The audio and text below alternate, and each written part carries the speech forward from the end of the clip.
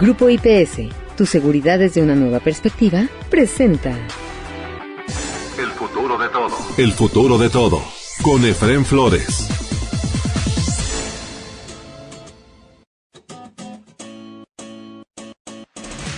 Bienvenidos a El futuro de todo, el podcast que ve hacia adelante. Porque México tiene que ver ya la nueva realidad que imprime en cada uno de nosotros este maravilloso siglo XXI. Soy Efraín Flores, dándoles la más cordial de las bienvenidas a El futuro de todo. El futuro de todo. El futuro de todo. Con Efraín Flores. Nuestro primer invitado el día de hoy es Enrique Díaz Infante, el maestro Enrique Díaz Infante, director del Sistema Financiero y Estudios Sociales del Centro de Estudios Espinosa Iglesias, del CEIF, una institución que, como usted sabe, es muy respetada, muy querida y que ha hecho colaboraciones, aportaciones inmensas al tema de la movilidad y de la inclusión social, o sociales, como usted quiera. Así es que le damos la más cordial de las bienvenidas a Enrique Díaz Infante. Sacaste un par de artículos, a propósito de un estudio que hicieron en el Centro de Estudios Espinosa Iglesias, sobre la importancia de las pensiones y la movilidad social. Así es. Platícanos un poquito, o sea, lo que vemos, yo creo que todos, porque ninguno de los que estamos escuchando este podcast nos chupamos el dedo, es que las pensiones las están cubriendo con presupuestos que deberían de ser de otros cajones, como puede ser la educación, digamos, la parte social y también la infraestructura de nuestro país. Eso no se vale. Es correcto, no se vale, y jalar la cobija y descobijar el gasto en salud, el gasto en infraestructura y el gasto en educación es producto de que no estamos haciendo una necesaria reforma fiscal. Somos un país que está envejeciendo aceleradamente y que no está tomando las debidas medidas en materia pensionaria. Y aquí, Efraín, quisiera decir que se han hecho muchos cambios en materia pensionaria en el país en el sexenio, todos correctos, te diría, todos apuntando en la dirección adecuada para resolver los problemas de inequidad y fragmentación. Pero el problema es que este gobierno no le ha entrado al de la sostenibilidad, es decir, reforma fiscal. Entonces, ampliar la cobertura para que todo el mundo tenga pensiones, tratar de resolver los temas de inequidad, subiendo pensiones mínimas garantizadas, está muy bien, pero ¿y quién va a pagar? Y es el tema que no se le ha querido entrar, y entonces pues se ha recurrido a quitarle a salud, educación e infraestructura, y eso pues está mandando la capacidad de crecimiento del país en el largo plazo. Y ese es un problema intergeneracional que vamos a enfrentar. Entonces es urgente que hagamos una reforma fiscal que le dé sostenibilidad a todos estos cambios que se han hecho, cambios correctos, pero que fiscalmente son insostenibles. Ustedes han visto que hay una serie de cambios que ya se han estado tratando de, no diría de hacer, sino de exprimir, ¿no? Como es el caso de lo que estás diciendo, ¿no? O sea, por ejemplo, el pago de impuestos digamos, catastrales, el pago de aguas, pero son muy pocos los apartados que están aprovechando para hacer una verdadera reforma fiscal como la que se está haciendo en todo el mundo, sobre todo que nos estamos ya comiendo digamos, el bono demográfico que traíamos. Así es. Efectivamente, Efraín, se calcula que para 2050 las mujeres van a vivir 86 años y los hombres 82, según datos de CONAPO. Es decir, estamos envejeciendo aceleradamente porque cada vez tenemos menos hijos y la expectativa de vida va incrementando. Entonces, eso implica que en pocos años, en 5 o 10 años, ya va a ser más la población dependiente, es decir, la población de menos de 18 años y mayores de 65 años, que la población económicamente activa. Es decir, nos sacamos el bono demográfico. Entonces, urgentemente tenemos que ahora sí, yo no sé a cuánta gente le nazca o no le nazca la equidad de género, pero es una necesidad. No podemos de relegar del mercado laboral formal a las mujeres, porque si ya no hay bono demográfico, tenemos bono de género y necesitamos que participen en la formalidad, por una cuestión de equidad, pero además eso va a permitir generar los recursos que ahorita ya no se están generando. Pero, a ver, dime una cosa, por supuesto, más del 51% de la población nacional son ya mujeres, o sea... 52. No somos hombres. O sea, eso es por un lado.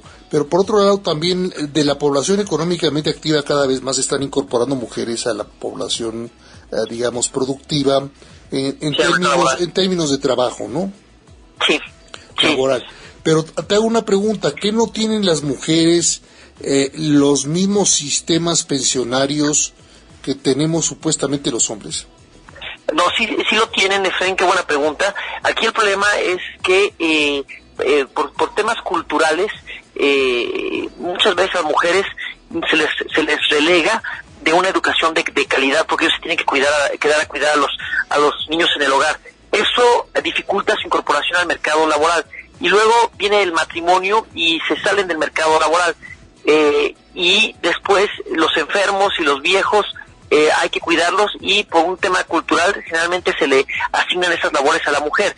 En ese sentido, es que unas propuestas que hacemos en el SEI para que las mujeres se puedan incorporar exitosamente en el mercado laboral y puedan cotizar para una pensión a la que tienen derecho, pero esas circunstancias injustas hace que no lo tengan, es crear un sistema nacional de cuidados, a que se le pueda delegar el cuidado de los menores, de los enfermos, de los discapacitados y de los adultos mayores, y que no por un tema cultural digan, no, pues que lo cuide la mujer y que deje de estudiar, que lo cuide la mujer del hogar y que se salga a trabajar.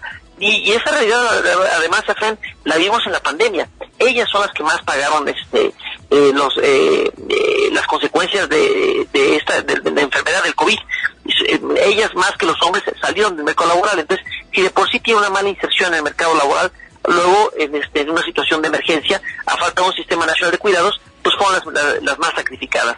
Y ahí eso tenemos que, en el SEI estamos proponiendo urgentemente crear un sistema nacional de cuidados, y para pagarse necesita hacer también una reforma fiscal que genere los ingresos suficientes, y eso va a permitir que se incorporen más mujeres al mercado laboral y que puedan estar cotizando para alcanzar una pensión. Una pregunta, cuando hablas de una reforma fiscal, que a veces eso eriza la piel de mucha gente, ¿significa también subir impuestos, una distribución mayor, empezar a incorporar más número de mexicanos que trabajan en la informalidad a los mercados formales? ¿Qué significa para ustedes una reforma fiscal? Qué buena pregunta. Realidades contextuales. El 60% de la población económicamente activa está en la informalidad y el 40% en la formalidad. Es decir, el 60% de los 24 millones de mexicanos que están en la población económicamente activa no paga impuestos ni cotiza en la seguridad social. Entonces tenemos que ver cómo incorporar a la formalidad a ese segmento de la población y que paguen impuestos. Ahora, no es nada más la reforma fiscal, no es nada más incorpora a los que no pagan impuestos y que ahora sí paguen el ISR. También tiene que ser progresiva, y eso implica pues cobrar más a quien más tienen. Pasa por activos, coches, tenencia, lo cual significa habilidades o capacidades administrativas a nivel local, predial, significa catastros, para que los registros públicos estén registradas todas las propiedades y se cobren impuestos. Entonces es tenencia, es predial y también ISR, pero eso es formalidad, incorporar al 60% que está en la informalidad al mercado formal. Por ahí iría una reforma fiscal. Y puedes inclusive subir un poquito el IVA y cobrar más por la seguridad social y la educación, pero que sean seguridad social y educación de alta calidad, no los sistemas verdaderamente destrozados que tenemos ahorita, y peor aún en el caso de la educación ideologizado en vez de una educación que nos permita competir más en los mercados del siglo XXI, ¿no? No, totalmente. A ver, sobra decir que lo que hemos vivido en ese sexenio pues, ha sido un desastre. Pero por eso tienes que subir los impuestos, para poder reconstruir todo esto que se ha destruido. Sí. Así es. Los ingresos tienen que subir, eso es una realidad. Ya nos podremos poner a discutir el cómo. Lo que es una realidad es que cualquier reforma fiscal debe ser progresiva, y progresivo significa que paguen más los que más tienen. Entonces, si va por activos, en ese sentido es que señalaba pues que debería de ser tenencia, debería de ser predial, y debería de ser incorporar la formalidad a los que no pagan ISR. Y eso sería una reforma progresiva que gravaría más los activos. Pero para hacer esto necesitas también capacidades administrativas, y que los estados y municipios a nivel subnacional estén dispuestos a pagar, y entre comillas, el costo político, porque a nivel subnacional dicen, no, bueno, si yo cobro tenencia, si yo cobro predial, lo voy a pagar en las urnas y me van a castigar. Entonces los estados y municipios no quieren hacer eso. Tendríamos que quizás entrar a convenios de coordinación fiscal con el SAT, para que fuera el SAT el que se encargara de recaudar tenencia y predial, pero y que se puedan cobrar esos impuestos. Y tendríamos que ver cómo incorporar, incentivar que la gente se mueva a la formalidad, y eso permitiría los recursos necesarios para pagar un sistema nacional de cuidados que ayude a que las mujeres se incorporen al mercado laboral. Ahora, eso que estás diciendo, Enrique Díaz Infante, es totalmente factible, o sea, no es una hipótesis lejana al estilo Disneylandia, ¿no? Es una hipótesis, o sea, es una realidad que se puede hacer en los próximos años. No es para hacerlo de inmediato a rajatabla, sino probablemente nos va a costar un par de sexenios el construir esta reforma fiscal. No es inmediata, no puedes subir los impuestos a rajatabla.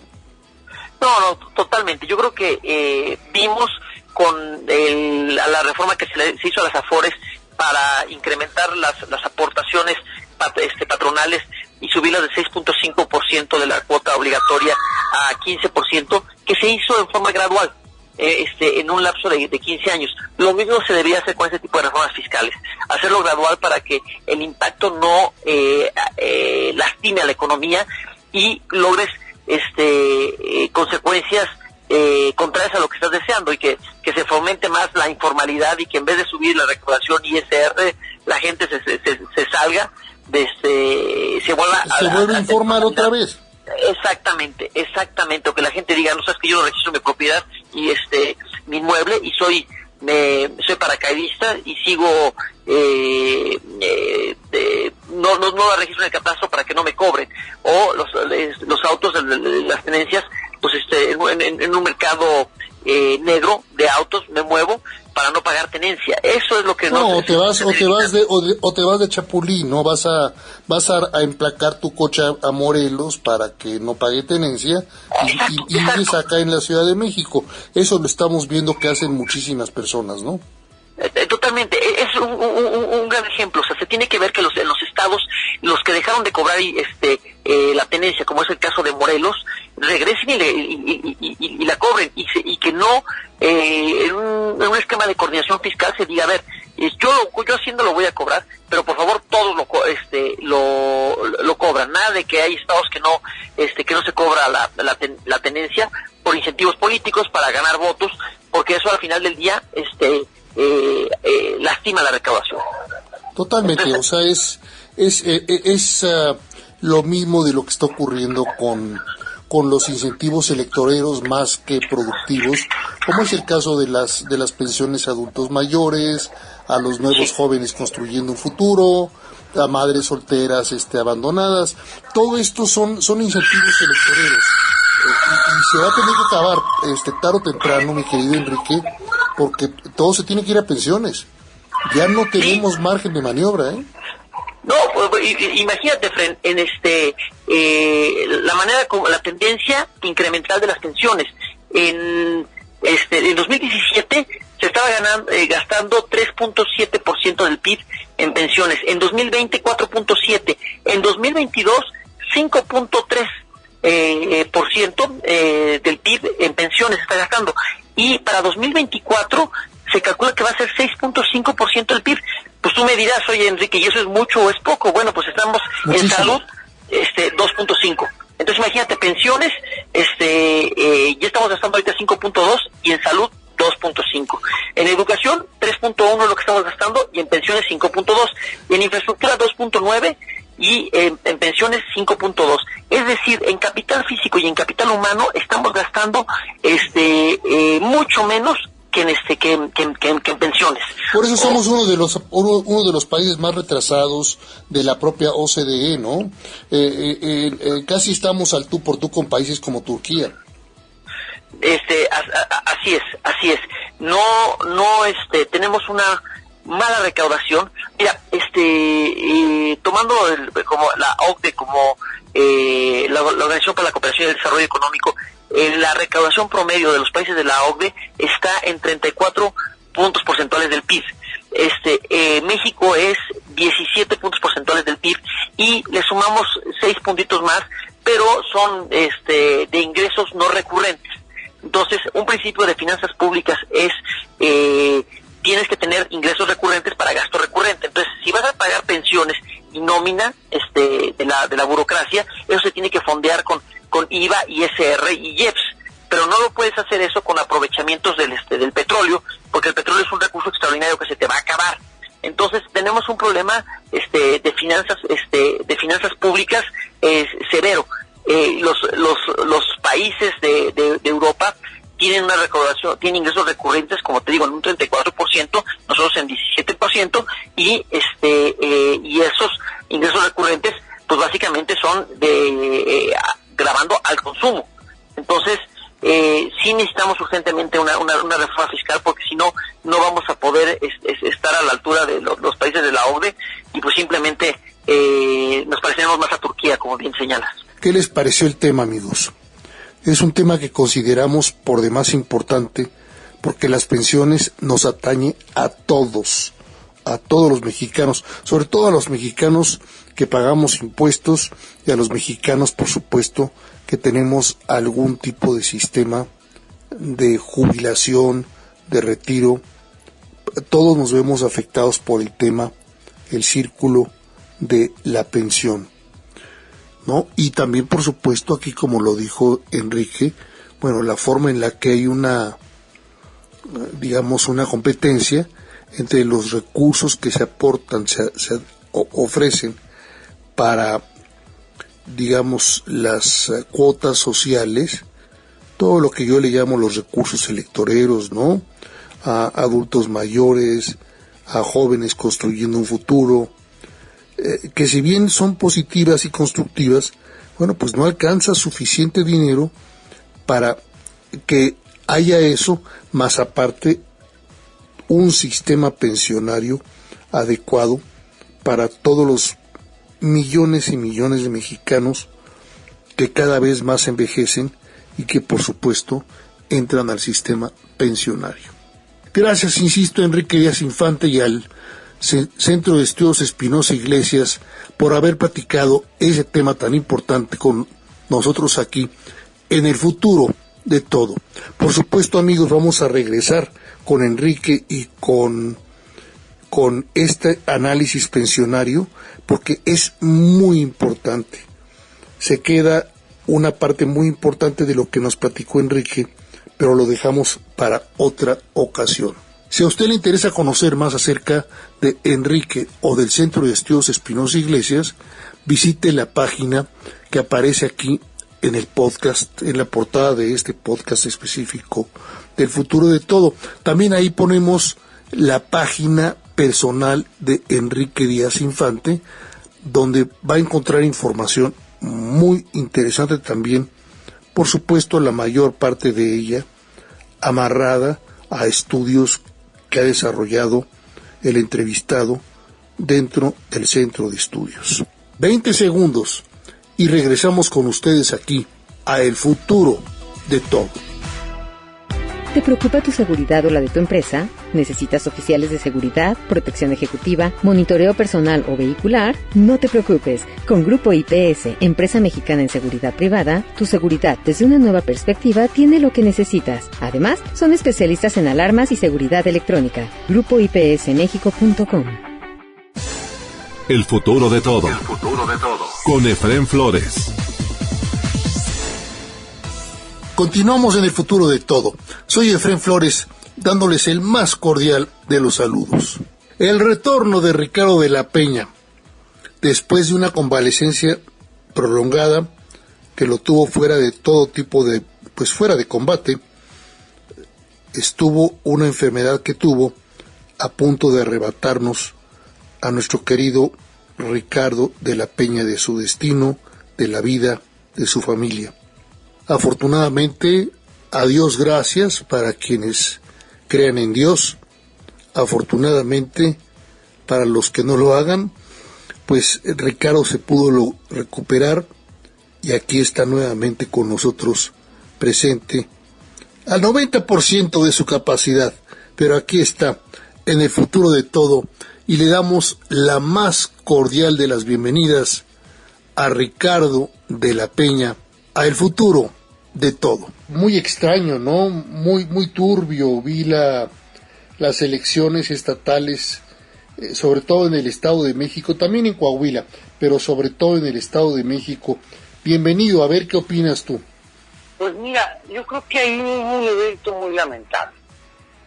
Yo creo que la elección como tal, con todas las irregularidades que ya conocemos, tuvo desde antes y durante la jornada electoral, que fueron marcando de alguna manera un escenario de elecciones donde lo permitido legalmente es rebasado en mucho por quienes participan. Tuvo una nota negra en la conducta de los dirigentes de los partidos de oposición. Salir a las 6 de la tarde a la candidata y los dirigentes partidarios a declarar que contaban con el cálculo ya de todas las actas que mostraban que tenían un triunfo contundente. ¿A cuál candidata te refieres? A la candidata Alejandra del Moral, que obviamente a esa hora no podían contar con las actas porque apenas estaba contando los votos en las casillas. Entonces estaban mintiendo abiertamente, diciendo cosas que no eran ciertas, y un dato de resultado electoral que desde luego no correspondía a la realidad. Y luego dejan sola a la candidata para cuando ella reconoce una derrota contundente, porque finalmente 8 puntos a la elección del Estado de México habla de 500,000 de votos.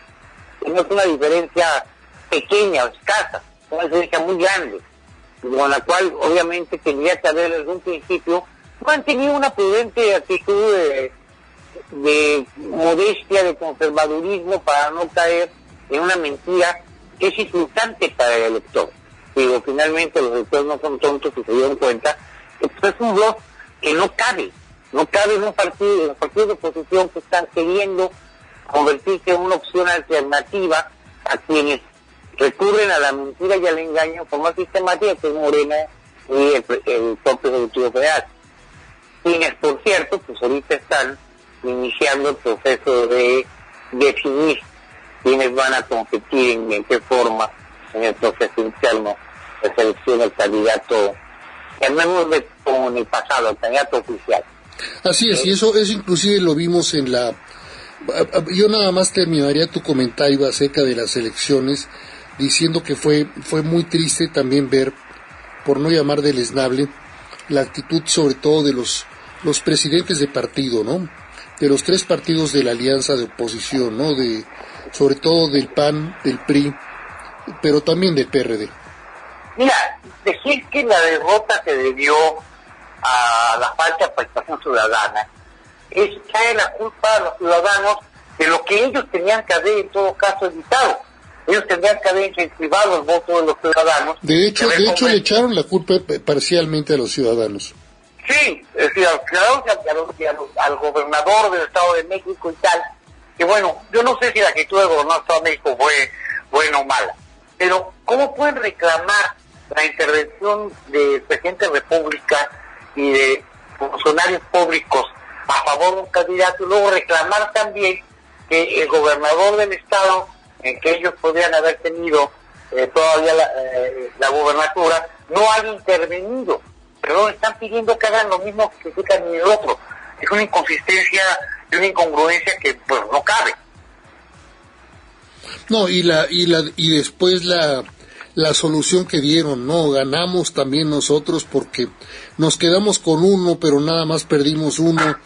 Pues sí, pero nada más que lo que perdieron fue prácticamente un país centroamericano y con el que se quedaron fue pues un país que era la quinta parte del Estado de México, ¿no? En cuanto a votos electorales. El Estado de México, el padrón electoral, es más grande que cualquier país centroamericano. Así es. En Producto Interno Bruto y en voto electoral. Exacto, estamos hablando de un país completo, y además de lo que era la joya de la corona para el PRI. El PRI ahora queda reducido a un pequeño espacio geográfico, un pequeño rincón de México, que es Coahuila y Durango, donde mantiene el gobierno, y la verdad es que para haber sido el partido hegemónico durante décadas, pues es muy triste ver una situación en la cual está ya muy alejado de lo que fue. Y Acción Nacional pues mantiene algunos bastiones, está en Chihuahua, está en Guanajuato, está en Yucatán, pero tampoco tiene una capacidad de gobierno mostrada, digo, salvo Guanajuato, que ha mantenido la gubernatura por décadas. En los demás estados va y viene y no mantiene bastiones sólidos que le permitan hablar de una presencia consolidada. La hegemonía aquella vieja del PRI, ahora esa hegemonía la tiene, por supuesto, Morena, ¿no? Lamentablemente así es, y lamentablemente vamos a la elección del 24 con un país pintado de guinda, que en todo caso, si hay intervención de poderes forma irregular en la elección, le van a favorecer a Morena, porque obviamente son de ese color. Entonces, bueno, pues es muy lamentable el escenario y la debilidad con la que se presenta la oposición al proceso electoral. Todavía la oposición sin prisa, dicen ellos, pues no presentan alguna, por lo menos una terna de candidatos reales, efectivos, que pudiéramos decir, pues estos de aquí sale uno de los buenos que va a contender contra el candidato de Morena, ¿no? Y este mismo mes vamos a conocer las reglas para la... Sí, pero no los nombres de los contendientes. Esos nombres se supone que se van a ir afinando durante el mes de julio, o tal vez julio y agosto. Para sacarlos en septiembre.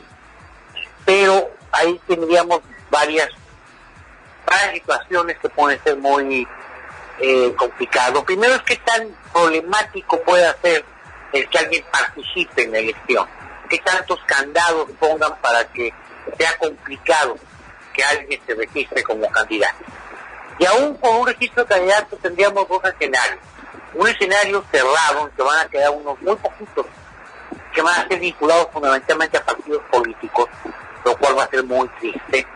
O una lista muy amplia, muy abierta, donde tendríamos a más de una decena de personas intentando competir, lo cual haría muy confuso el proceso, muy difícil el afianzamiento de figuras que puedan posicionarse. Ahí está. Eso es lo que hemos vivido desde el fin de semana pasado, todo muy irregular, muy turbio. Y sí, aunque todavía no es para cantar victoria, pero sí, hay que aplaudir que manejó de manera limpísima, ordenada, muy bien organizada, el INE, las elecciones de ambos estados y por supuesto también el Tribunal Electoral, también impecable. Felicidades. Los estamos vigilando e hicieron una tarea que les corresponde, digna de las funciones que les corresponden. Muchas gracias a Ricardo de la Peña por haber platicado con nosotros aquí en El Futuro de Todo. Si a usted le interesa conocer más acerca de Ricardo y de Investigaciones Sociales Aplicadas ISA, la empresa que él preside y dirige, visite el sitio de internet que aparece aquí en la portada específica del podcast de El Futuro de Todo. Eso es todo por hoy en El Futuro de Todo en México y de cara al mundo. Un servidor, Efrén Flores, se despide de ustedes esperando contar con su presencia en el próximo de nuestros podcasts del Futuro de Todo. Hasta entonces. Grupo IPS, tu seguridad desde una nueva perspectiva, presentó El Futuro de Todo. El Futuro de Todo. Con Efrén Flores.